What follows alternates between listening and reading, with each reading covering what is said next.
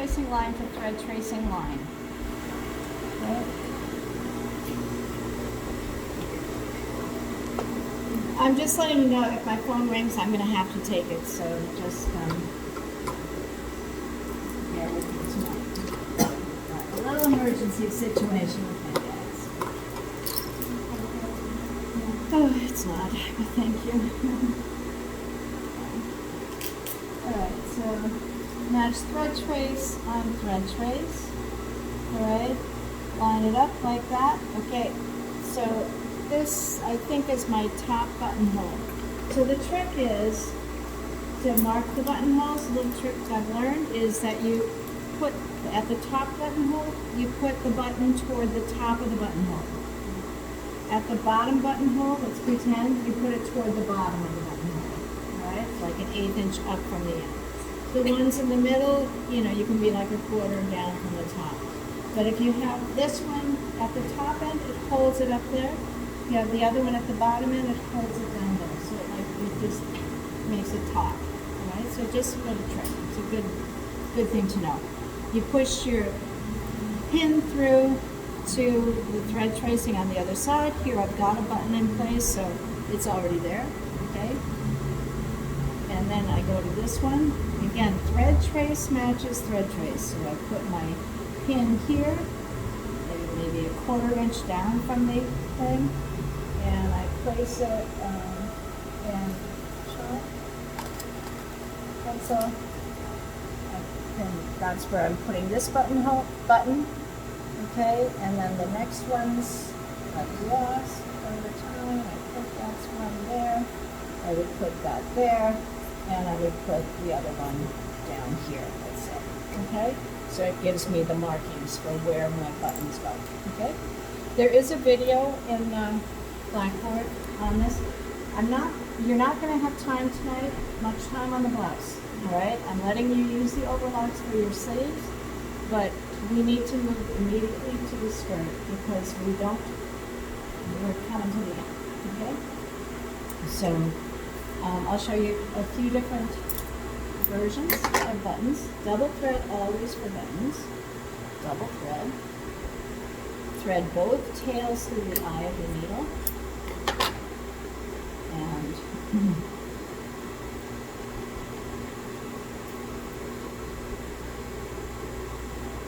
so you have a loop at one end. Okay? And so my button goes right here. I go right on the center front thread trace, and I just take a small stitch. See this too big? Small stitch, and I pass through the loop on the other end. Okay? And usually I do just one more little stitch to get it started. Okay? Pass through. So it locks it. Okay? And then I'm going to show you the simplest of them, the two-hole button. Usually you can tell very easily what's the right side and what's the wrong side.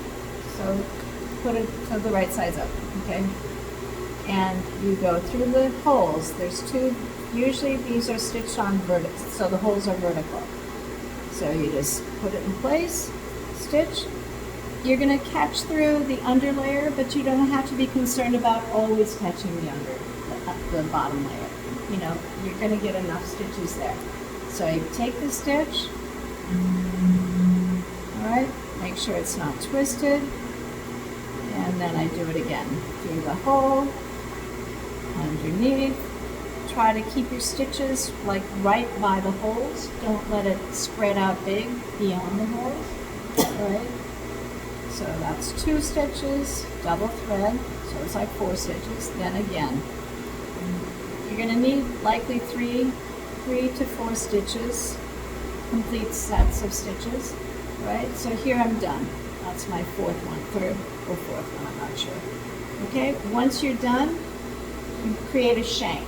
So you wrap the thread around, and maybe one more time around. So it builds a little bit of room between the fabric and the button. Now is a good time to see buttons on coats. Sometimes if you have a really thick fabric, like alpaca or something like that, you can see a button shank that is that long, that they build. So the buttons are dangling, and that's so that it accommodates the thickness of the fabric, okay? But you always need something. So don't make your buttons, you want to be able to button, right? You don't want to make them so rigid that they can't flex. So this helps with that.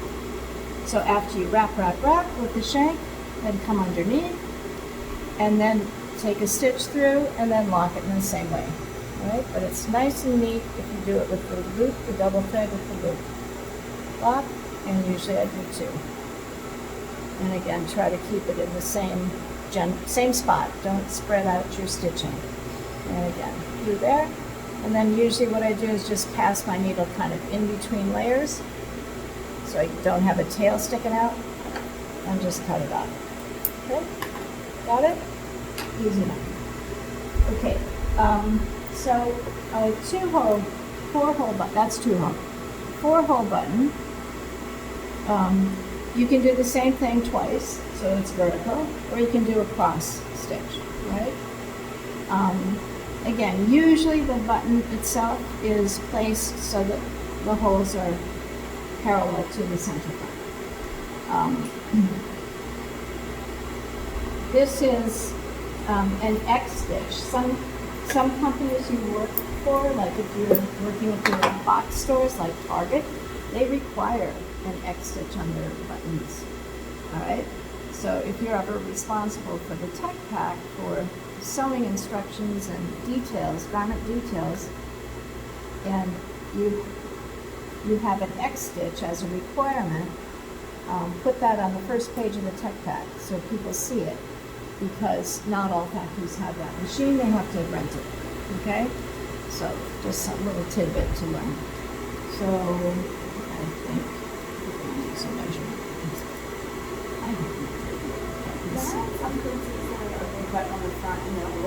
Oh, that acts as a stabilizer, okay? It's really great detail. Again, especially for heavy fabrics, the little button on the back prevents the button from pulling the thread through and taking out the fabric of the coat. It's usually on a coat. Yeah. Yeah. Yep, so you just stick a thing, so when you're going through the hole, you go through the other layer.